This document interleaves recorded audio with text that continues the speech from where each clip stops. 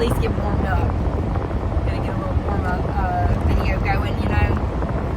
It takes me a little while to get in camera mode.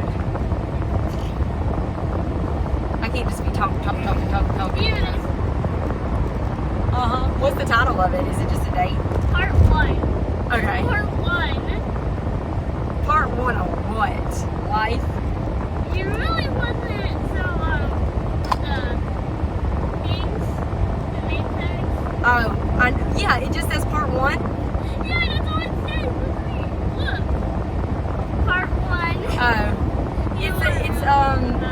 It leaves it makes people suspense. It makes them want to it's what do they call it?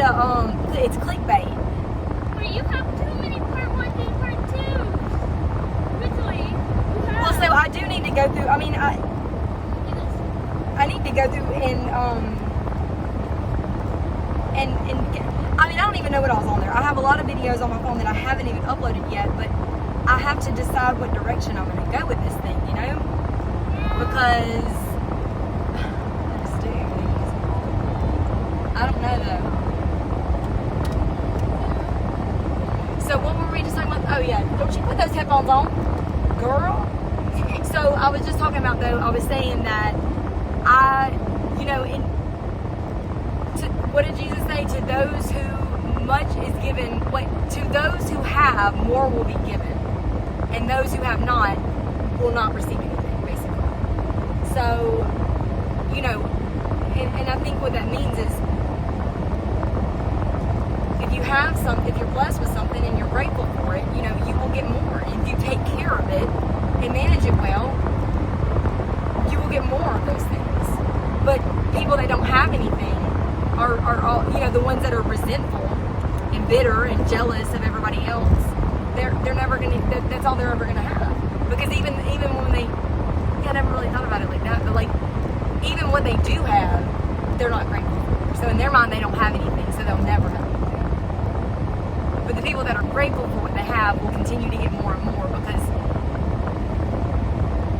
that, you know what I'm saying? Because but basically all of Jesus' teachings were just that. Are you going to keep riding this lane, or is there something? Okay. Speaking of people not having anything, I mean, we've passed the whole furniture, the whole living room set, huh? What's that about? That one wife was like, you never do anything. You never help around the house. All you do is sit in that dang recliner. No, not anymore. You won't. Why do you have your headphones on like that? Just because I told you not to? I thought you wanted to record. So why do you have your headphones in? Did you not think we were really going to, and now you don't want to, or did you just? What's up with the headphones? Do they look cool? Because people that do podcasts wear headphones. I like it. They're comfy. Are you playing music too, though? Are you? Are you hearing playing stuff on there? Mm-hmm. Are you? Mm-hmm. Well, I mean, if you are, I'm just gonna hit record. I'm not gonna record. Mm-hmm. So you are? I'm not. Okay. So you're just wearing the headphones? Okay, because I'm kind of jealous because I don't have any now. But yeah, all of his teachings were pretty much about, you know, being in that mindset, you know. He said, truly I tell you, it is easier for a camel to fit through the eye of a needle than it is for a rich man to enter through the gates of heaven. And I'm guessing that in those days, that, I mean, I'm assuming it is a kind of relevant analogy, because I don't know, like that's, I mean, we don't really have camels around here, so I can't, but you know what I'm saying though, but like that, he's saying like, do you know how hard it would be for a camel to pass through the eye of a needle, like a tiny little hole in the needle? That's how hard it is for a rich man to enter the gates of heaven. Did you know he said that? The man, did you know he said that? You did? So I mean, I think that's what he's saying. He's not saying that there's anything wrong with money, and actually the Bible doesn't say that he doesn't say money is the root of all evil. It says the love of money is the root of all evil. And that's the difference. And people that have a lot of money typically associate it with love, and the more they have, the more they love it, and the less they love it, I mean, the more they love it, the less actual love they're probably capable of having, I would think. And so,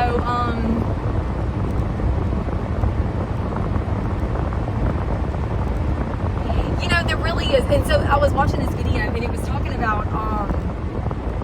about how Jesus. So the book of, you know, like the book of Thomas is another book that got X from the Bible. You know, the book of Thomas was another account of Jesus's ministry on earth. You know, and it was like just all of his teachings. There was like 121 of them, I think, and they were all. They were saying, the podcast I was listening to, they were talking about how people don't understand them because you have to look at them through they were saying like through the perspective of duality. And I had to listen to a lot of it to even understand really what they were talking about, much less be able to, you know, have that perspective on something. But I think that's what it is. It's looking out into a vast, open, beautiful field, you know, in the summer when everything's green and it's just, you see God's hand and how his beauty in everything in nature, right? And then there's a giant tower right in the middle of it with power lines going out in every direction. To me, that is a good example of duality, you know? I mean, like, you have to accept that with that, you know? Don't you think? I mean, without cell phones and without, you know, the things that, without that tower, without the technology that we have, you know, like, we wouldn't be driving Nevaeh to Gulf Shores right now if we didn't have a car. You know, like if we had to get her home by horse and buggy, you know, like we wouldn't have time to stop and gaze out into the beautiful, you know, God's country and just, you know, be in awe of his creation, because we would be like churning butter and stuff, you know? So to me, I mean, it is duality. I like butter. Do you like butter? You want to go for a ride on my scooter? Oh, we would have to ride scooters. We'd have to ride scooters all through London. Huh? Yeah. You'd be a cowboy. So, you know what I was thinking? Huh? You would be an Indian. You look like an Indian. No, actually, Indians look, dude, you know, blows my mind. Like, I never even realized that, like, Eskimos and Indians and, like, Chinese people, like, they are all the same. Aren't they? Like, because I don't know a lot of them. I've never spent enough, I mean, the more you are around a person, the more you get to see, like, their distinct facial features, and you know, so I mean, so say they all look the same is not, I mean, that could very easily be racist, but, or y'all all look the same. I'm saying, though, I never thought that. I always, in my mind, I pictured an Indian, you know, like the stereotype of, actually, I did spend a good amount of time with an Indian when I was in Montana, and it was, when I tell you it was an experience, it was quite an experience. Is she about to fall asleep? Are you about to fall asleep? Why did she want to record if she don't want to do it? I might fall asleep, okay?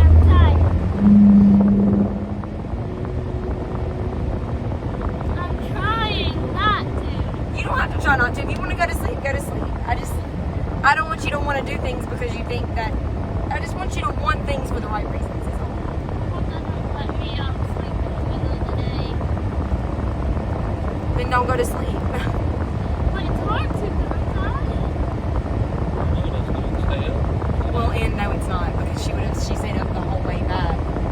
She stayed up the whole way there, right? And it was like 2 o'clock in the morning, so it wouldn't hurt for her to stay awake then.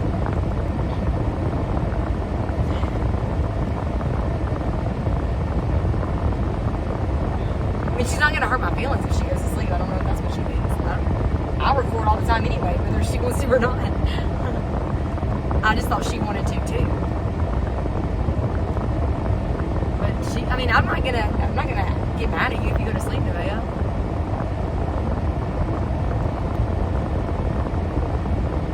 You know what I mean?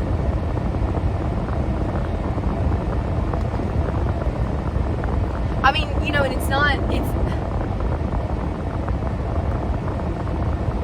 you know, it's the things in life that we do. We don't mean to, it's not like malicious.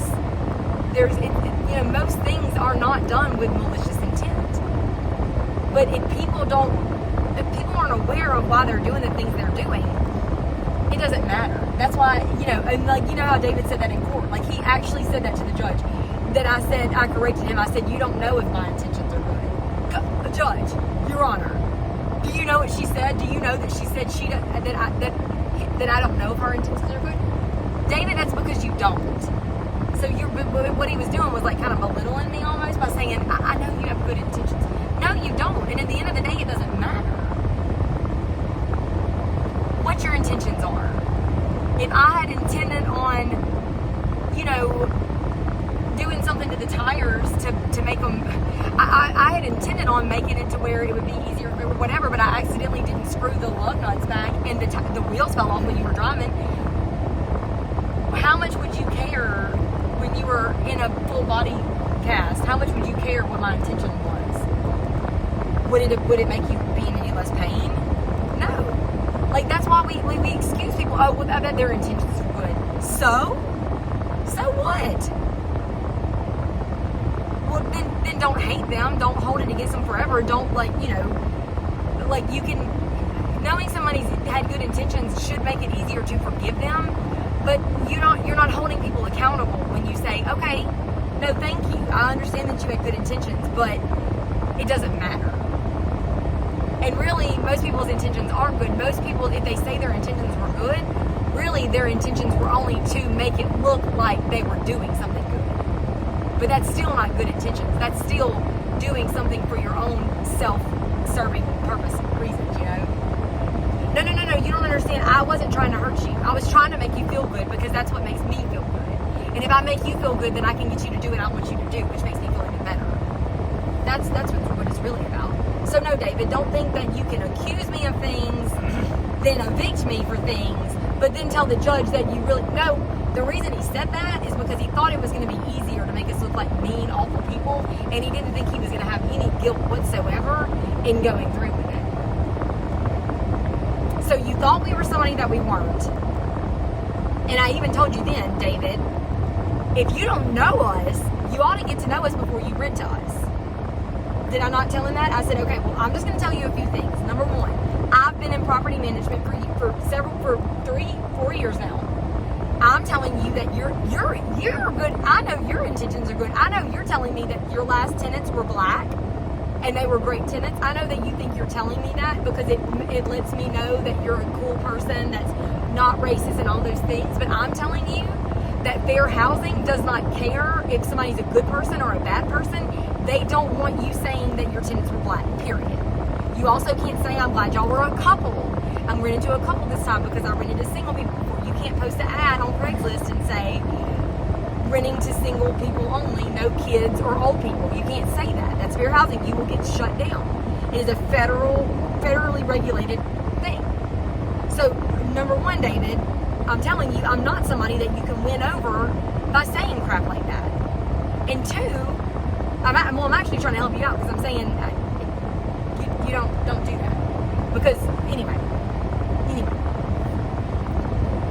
you didn't ask for our pay stubs, but I offered to send them anyway. So I'm trying to teach you how to do your job so that you can avoid the situation that you just had to cause anyway. You know, had to. That's a person that was creating a narrative in his head and was on a mission and was not going to stop till it played out the way it wanted to, right? I'm not David. I am not like that, okay? If I needed to believe that these people that I'm renting to had big dogs and the dog was going to attack me, if I needed to believe that, you know what I would do?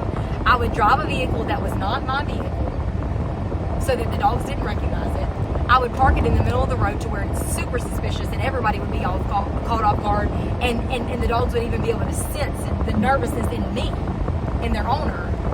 Then I would park it and I would run on foot through the property.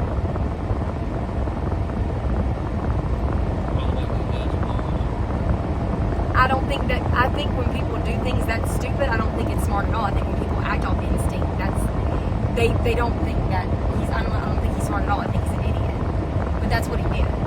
He parked a random vehicle, like a silver car or something, in the middle of the road in the front of the property. He got out, looked around, probably long enough to make sure I saw him and the dog saw him, and then he took off running towards the back of the property. No, that wasn't even the same time. The time that he was running from the dogs, they were outside that time. Who does that? And these are the same dogs that I told him, they're big dogs. I can send you, I sent him a picture of the dogs. I told him I could send him pay stubs. He didn't want that. Because what he wanted to do was sit outside and have a conversation with you about your finances. And walk you through it and see. He wanted to parent you. He wanted to parent us. But you're not even a parent to anybody. You don't even your parents are like live in another country, and it doesn't seem like they did that great of a job because you're really weird and you don't understand a lot of things. So do you need me to pause this?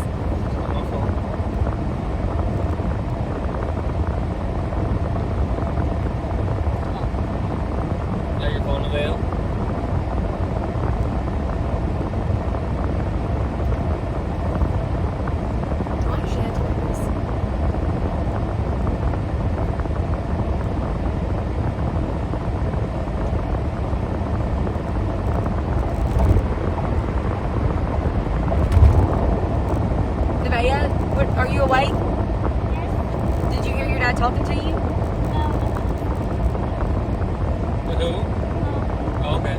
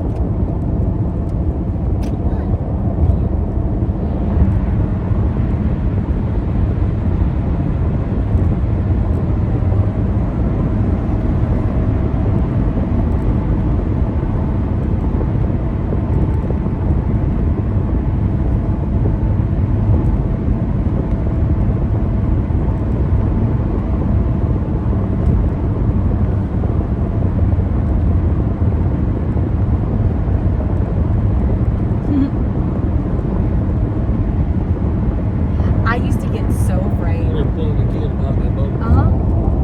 I used to get so afraid when have you ever I'm sure inner tube, I've never done Okay. So what happens is when you get thrown off the inner tube in the middle of the river, you have a life jacket on and you're out there floating in the middle of the river, and there's usually somebody on the back of the boat watching, and when they see that you fell off,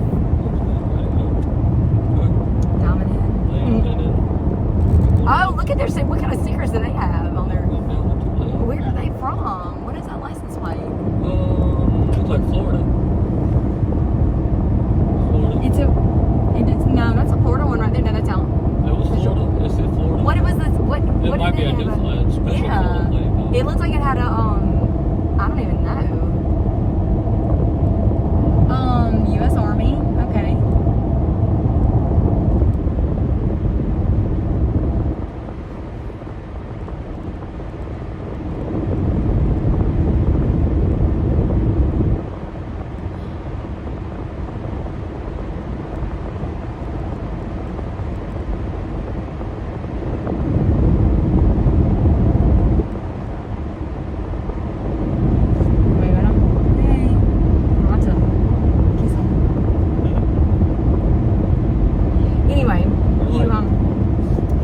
They're doing exactly, yeah. But but you gotta, but they're driving exactly at a speed to where you cannot pass but you don't want to get behind them. So if I was you, I would floor it. That's one good thing Judy did teach me. Judy did teach me, if you are in Judy and Kid Craddock, if there's one thing I learned from my mother and Kid Craddock, it's the speed limit. Did you see the sign how it said minimum? It said minimum speed 40. Did you know what the maximum speed was? There wasn't one. Did you notice that? And for real, like the speed limit in the left lane is infinity.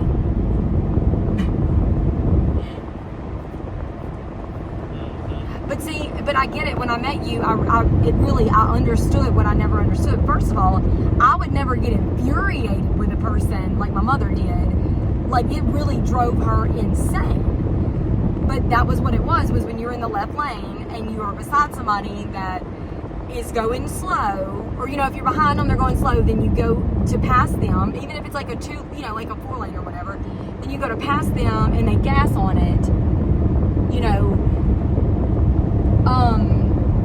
it would make her so mad. But see, I think my mother really thought that people were just trying to piss her off. I mean, they might be.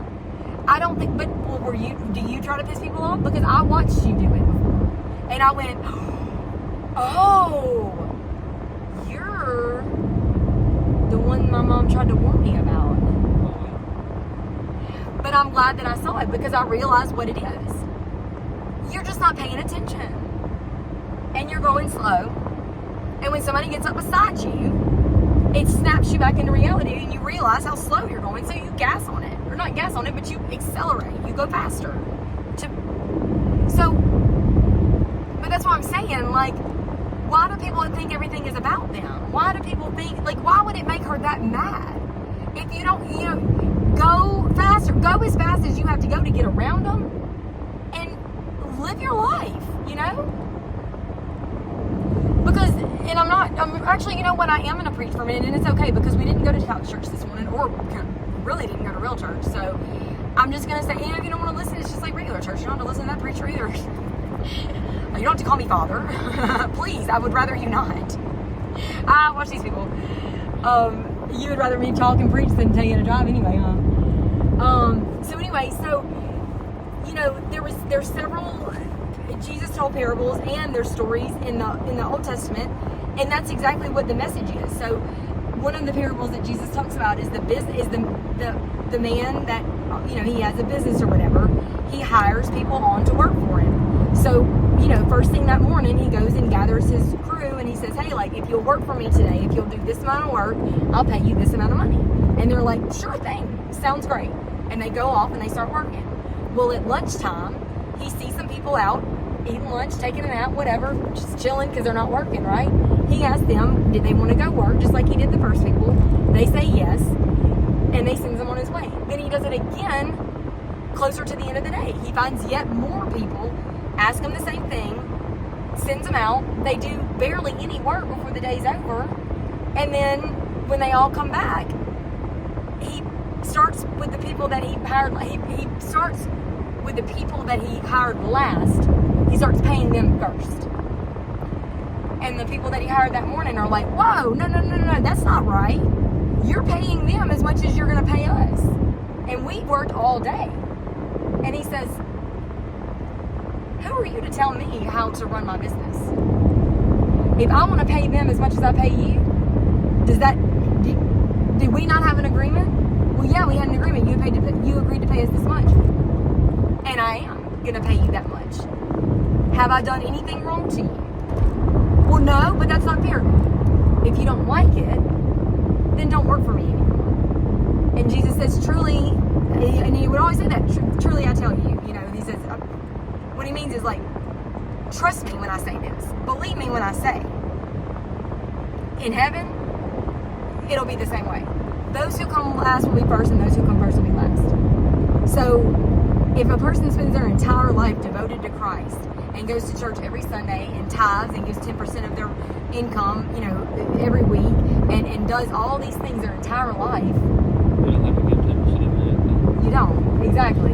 But if they do all those things, but if they do those things, and then they die of old age and go to heaven, and then the person next to them lives their life however way they live it, And then as they're, then they get diagnosed with cancer, and then they're told even if they have a car wreck and they're in the hospital bed and they're literally about to die, and they accept Jesus into their life and into their hearts and confess their sins and ask for forgiveness and die and go to heaven. That's what Jesus is saying. There are people that'll be mad about that. You're gonna be mad because that person's not burning in hell? Because you went to church your whole life and you're in heaven. Are you not in heaven now too? But you're mad because they didn't do all the stuff that you did. Well, guess what? He's trying to tell you that you don't have to do all that stuff anyway. That's not what got you into heaven. You know what I mean? And the people in heaven don't have that attitude anyway. So if you have an attitude of entitlement, or what's mine is mine, and it's not, and if you don't want to share what you have to everybody else, you're never going to make it to heaven anyway. You know what I mean? It's the same thing with the prodigal son.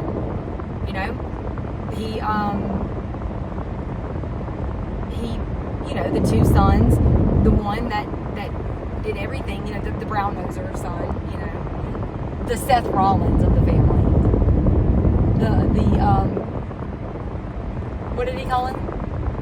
The special guest announcer. He's the brown noser. He's the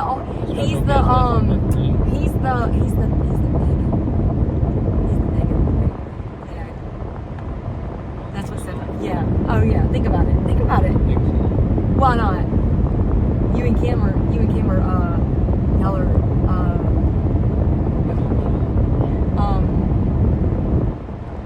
who is it? Like who? The wrestlers. Who is it? Skirtwear. What's his name? The Irish one. Drew McIntyre and CM Punk. That's you and Kim. I'm just kidding. What I'm saying though is that is the family dynamic. I mean, wrestling really is portraying. They are not only illustrating to us doing a very good job, might I add, the toxic family dynamics that we are all enthralled in, and the damage that comes from it. Not really, actually. It's just entertaining, but it's not real life, so that's, But, I mean, even like the Mean Girl thing, like he likes me because he's gorgeous and I'm gorgeous. Like that's real life stuff. That's people being traumatized from being bullied in high school by the Mean Girls. That's somebody living out their trauma through the script in WWE. It's crazy. But what's not crazy is even though it's like insane as it sounds, like I truly have hope for the human race because of things like that. Because I see that there are people that are trying to work through either that or it's just obvious to me. I mean, and that's what we're all doing. We are all just playing dress up. We're all in our parents' closets playing dress up.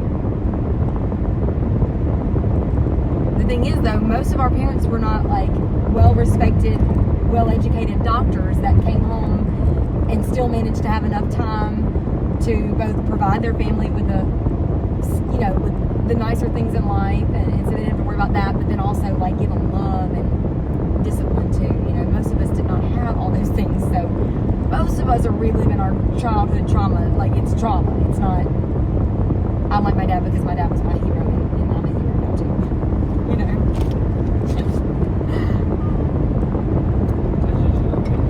Well, of course it's my opinion. I am literally recording myself talking. And I do a pretty good job. I mean, I wasn't telling you my opinion when I was telling you what Jesus said. I was telling you his opinion. And I made sure you knew that. I didn't try to, even if I did try to, a lot of his opinions I've stole from him and used as my own, but like, it's still, why do you have to say that? Why does it make you Why do you feel like you have to say that to me?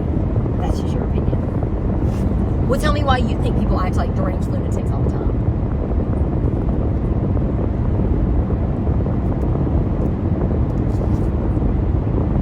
I mean, do you think that everything is significant and everything matters? Because, like I do, like I think you were listening to that AC/DC music.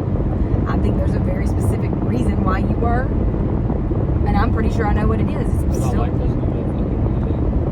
well, everybody likes listening to music, but the music that we listen to, there's a reason behind it besides No, just. there isn't. Sorry, I don't listen to music for those reasons. So, but you never answered. I've said that to you multiple times before. So I know, you're not but I about to don't- sit here and accuse me of listening to songs because of this and that. I've I don't never listen- heard you I don't- listen to That's white people AC/DC. shit. I don't do that. AC/DC is white people shit. I've always listened to AC/DC. I've never heard you Yes, listen you to fucking AC/DC. have. I don't know why you're cussing right now. Yes, I you don't know that. have. Because every time I listen to AC/DC, you always told me to turn it off. Oh.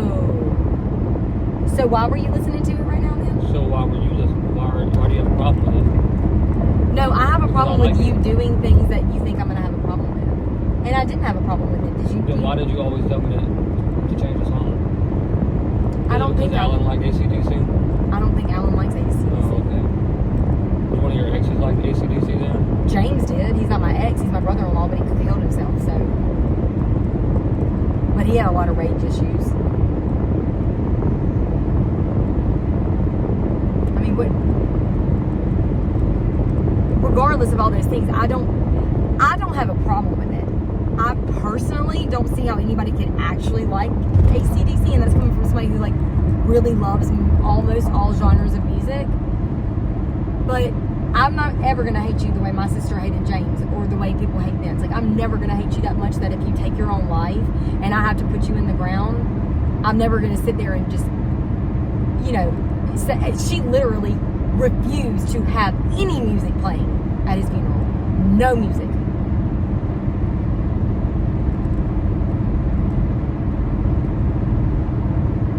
And I'm telling you, James was not a bad person. And she hated him.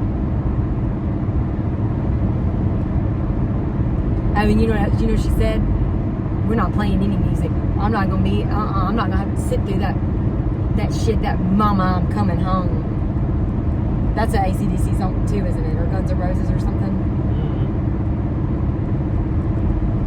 Oh, look, she's awake.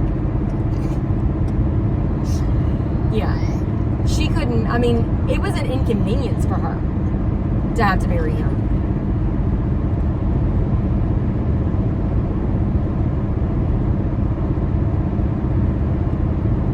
I mean, who would be married to someone for almost 30 years that despise them that much? Who does that? I mean, and that's the thing is, like, I really used to, when I would hear that people, you know, they worked a job, the same, you know, worked for the same company for 27 years or was married to their husband or wife for, you know, 50 years. I used to really think that was like a big, like, I thought that was a really, like, I was impressed by that, you know. I thought, God, to be able to commit to something for that long, I thought that was like something that was very, I admired that in a person. And I realize now, not always, it doesn't always mean this, but most of the time, it is either one person is absolutely brainwashed into thinking that something is something else, or they're too afraid to leave it, or another person gets pleasure in how sick and twisted it is and it would never leave it. You know what I'm saying? Like, I'm not saying it always is like that, but what I'm saying though is that to be with someone for 50 years or to stay at a job for that long does not necessarily mean it's in like that. It really isn't that commendable just because it's that, you know what I'm saying? Especially if it's something that doesn't have like tangible advance. You mean like if you're married to someone for 50 years, people are gonna go, wow, like, tell us what's the trick, like what's the secret, you know? I mean, and so and the people that are like, oh, you know, they talk about their, please don't be passive aggressive. If you want me to stop talking and recording so you can put music on, you need to ask. Don't be passive aggressive and put on AC/DC or something right now to be a jerk, or because you don't, you mean, like, that's not cool. Is that what you were about to do? No. What were you about to do? Whatever I want to listen to. Huh? I'll listen to whatever I want to listen You'll listen to whatever you want to listen to. to. Yeah, absolutely. I mean, I'll talk whatever I want to, but I'm not going to. I would stop talking. You know what I'm saying? Like, why do you feel like you have to have that outlook on life? Like, I don't understand it.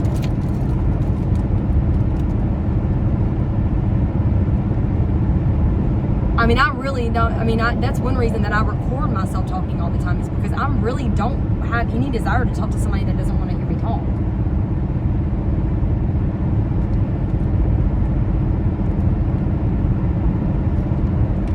You know? I mean, I did say I was going to tell you the things I had a problem with in the car. That way you can't run away from me. But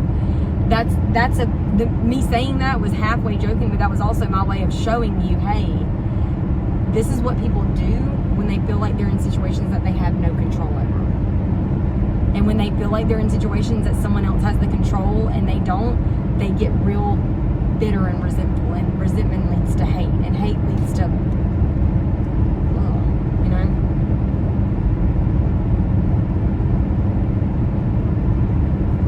But I need for you to give me opportunities to show you that I'm not like that. I need for you to say, hey, can we take a break from the talking and listen to some music for a minute?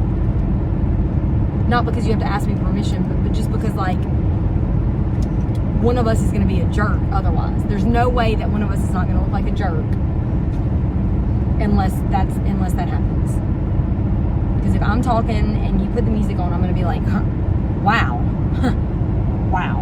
And then you're going to be like, I can listen, and then we start doing that. Or if you don't do that and I keep talking, you're going to be in your head going, wow, ugh, wow. Right. So do the third option. That's what we have to do. That's the only way. Just fucking not do it. No.